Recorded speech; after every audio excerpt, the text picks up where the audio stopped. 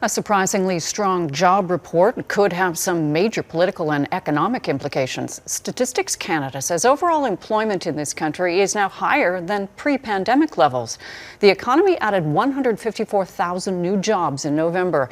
The national unemployment rate dropped to 6%, down from 6.7% in October.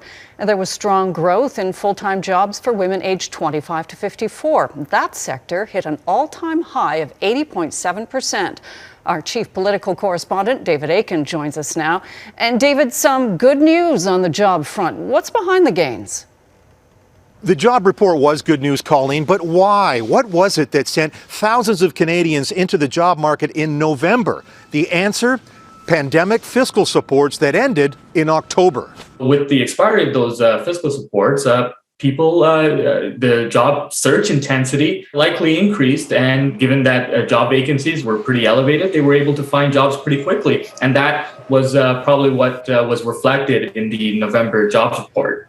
Krystal Bunce found part-time work in November when her Canada Recovery benefits ended in October, but it was not work in her field as a travel and entertainment photographer.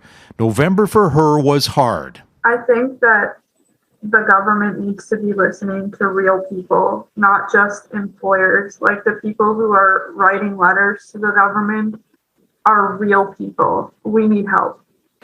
The Trudeau government has tabled a bill, Bill C-2, which it says would help by extending financial support to workers in hard-hit sectors like tourism and hospitality, or to people in regions under lockdown. Across our nation, we still see that there's a number of sectors, a number of workers that still need support, and certainly Bill C-2 is exactly doing that. Conservatives say C-2 is not needed.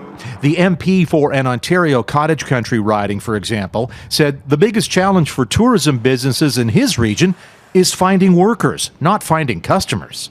We've got countless local stories in Parry Sound Muskoka of small businesses, restaurants, hotels that are open. They're busy. They've got lots of business. They could be open 7 days a week, but they can't find the staff to do it. The surprisingly strong job data is now likely to force the Bank of Canada to consider raising interest rates more rapidly than it had anticipated. We'll get our first hint of how the bank feels when it makes its regularly scheduled interest rate announcement next Wednesday. Colleen. David Akin in Ottawa. David, thank you.